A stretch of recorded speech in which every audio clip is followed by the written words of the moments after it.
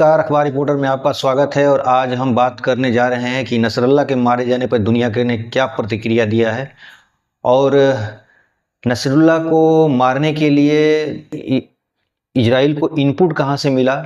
और तीसरा हम बात करेंगे कि अगर इजराइल में और ईरान में लड़ाई छिड़ती है तो ईरान की क्षमता कितनी है।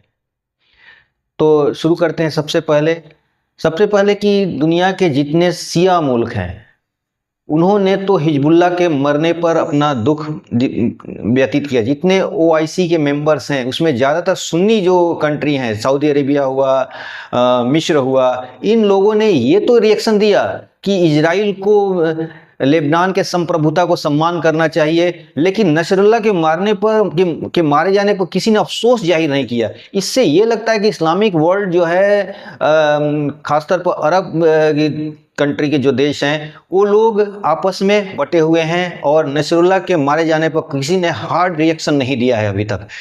ये एक डेवलपमेंट है। पाकिस्तान ने अपना रिएक्शन दिया है। पाकिस्तान में बहुत ज़्यादा प्रोटेस्ट हुए हैं, तो पाकिस्तान में तो उसके बारे में हम लोग ज़्यादा नहीं मैं बोलना चाहूँगा। लेकिन भारत की बात करें तो कश्मीर में नसरुल्लाह के मारे जाने पर कुछ आंदोलन हुए हैं, कुछ जुलूस निकला हुआ है, कुछ प्रोटेस्ट लोगों ने किया है, लखनऊ में लोगों ने प्रोटेस्ट किया है। तो इस तरह दुनिया के अलग अलग देशों में इसका अलग अलग रिएक्शन हुआ है। लेकिन अब सवाल ये होता है, दूसरे पॉइंट पर हम लोग बात कर लेते हैं कि इजराइल को ये इनपुट कहाँ से मिला। तो ऐसे खबरों में आ रही है कि इजराइल को ये इनपुट ईरान के ही किसी भेदिए ने दिया है। यानी नसरुल्लाह का सारा लोकेशन उसने एक्चुअली ईरान में है क्या कि ईरान में कई तरह के गुट काम करते हैं और सभी गुट में कब कहीं से इंफॉर्मेशन लीक हो जाए इसकी संभावना बनी रहती है।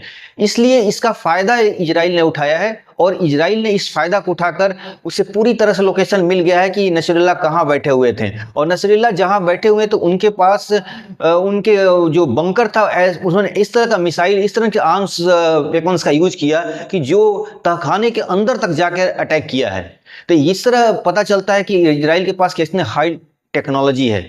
और इससे दुनिया का जो रिएक्शन आना तो आएगा ही, दुनिया का रिएक्शन आया, लेकिन वो रिएक्शन नहीं जिसका उम्मीद की जा रही थी। लग रहा था कि ओआईसी के मेंबर ने एक इमरजेंसी मीटिंग बुलाई है, लेकिन सबका वही, सबने दुख व्यक्त किया। लेबनान का संप्रभुता को सम्मान करना चाहिए, उसके बॉर्डर में नहीं घुसना चाहिए, इस तरह का सबने। लेकिन इजराइल ने जहां तक अपना बयान दिया है कि इजराइल के जो डिफेंस मिनिस्टर ने बोला है कि हम अब तैयार हैं जमीनी लड़ाई लड़ने के लिए। यानी इजराइल सिर्फ नसरुल्लाह के मारे जाने तक नहीं, वो आगे का भी लड़ाई लड़ने की तैयारी कर रहा है। और जो उसके हिजबुल्लाह के डिप्टी जो हेड हैं, उन्होंने भी लगभग बयान ऐसा ही दिया है। कहीं से वीडियो जारी किया है जो गुप्त जगह से है, उन्होंने ये, इसका खुलासा नहीं हुआ है कि कहाँ से उन्होंने वीडियो जारी किया है। उन्होंने साफ तौर पे कहा है कि हम भी लड़ाई के लिए तैयार हैं। यानी अब ग्राउंड पे लड़ाई होने जा रही है। और ये इनके जो सुरंग हैं, हिजबुल्लाह के जो सुरंग है, कई किलोमीटर तक, कई हजारों किलोमीटर तक फैले हुए हैं।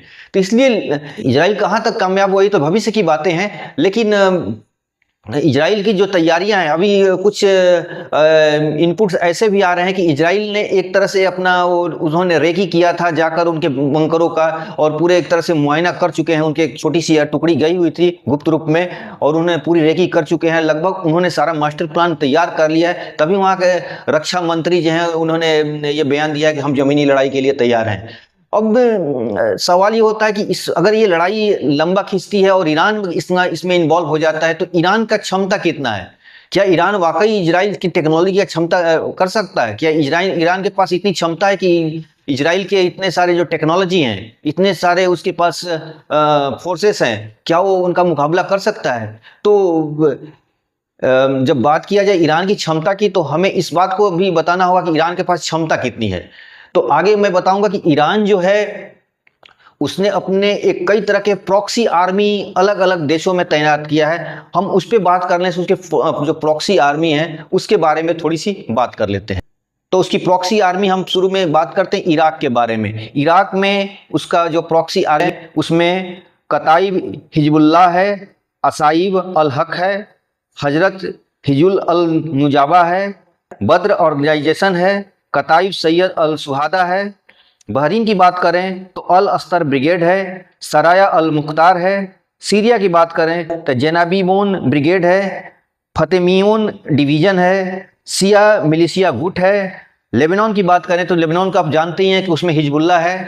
और अगर फ़िलिस्तीन की बात करें हम लोग तो फ़िलिस्तीन में हमास है और फ़िलिस्तीन इस्लामिया जिहाद है। तो इस तरह देखा जाए तो एक हम लोग हिजबुल्लाह ही वो इसका अकेला हथियार नहीं है और हमास ही नहीं है या हूती ही नहीं है, उसके अलग अलग मिडिल ईस्ट के अलग अलग देशों में उसने एक नेटवर्क तैयार किया है जो लगभग हमास, हूती और हिजबुल्लाह की तरह कई गुट तैयार हैं जो उससे लड़ने के लिए, उसके साथ लड़ने के लिए तैयार हैं। तो इजराइल का रास्ता भी इतना आसान नहीं है। इजराइल के लिए अभी हमास और हिजबुल्लाह ही एक चुनौती है, ऐसा नहीं है। अभी और भी जो सारे जिसका हमने नाम गिनाया ये लगभग ऐसे गुट हैं जो इनका एक तरह से ईरान ने एक तरह से मकड़ जाल बना के रखा है और ये लोग लगातार अमेरिका पर हमला कर रहे हैं, लगातार अमेरिका से लड़ रहे हैं। अगर अमेरिका भी ये बात जानता है कि अगर मैं मिडिल ईस्ट से एक बार मैंने पीछे हटा तो ईरान पूरा का पूरा अपना मकड़ जालों की मदद से इजराइल को घेर लेगा। तो इसलिए इजराइल से ईरान से टक्कर लेना इतना आसान भी नहीं है जिस तरह हमें लग रहा है। ये सारे गुट लगभग हिजबुल्लाह और हमास की तरह ही ताकतवर ग्रुप हैं।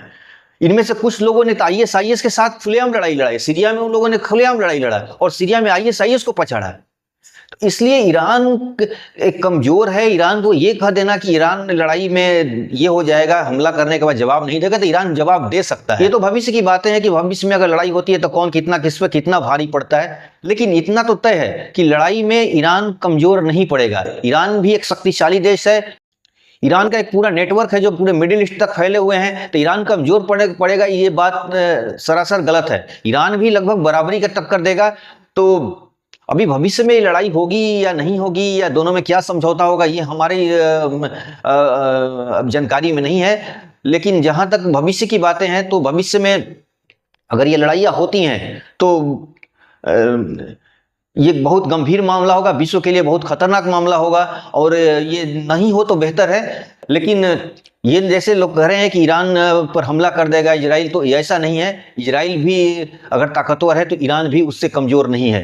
और इसलिए अमेरिका भी जानता है कि हमें मिडिल ईस्ट में रहना, खासतौर पर इजराइल के लिए, इजराइल के हित में अमेरिका को वहाँ रहना जरूरी है। तो इस तरह देखिए आगे क्या डेवलपमेंट आता है, हम आपको बताते रहेंगे। आज के अंक में बस इतना ही। आगे फिर हम अभी दूसरे किसी मुद्दे पर आपसे बात करेंगे। एक बात और कहनी है, इस चैनल को शेयर करें, सब्सक्राइब करें, लाइक करें, अपने दोस्तों को बताएं, कमेंट करें। बहुत बहुत धन्यवाद। Thank you.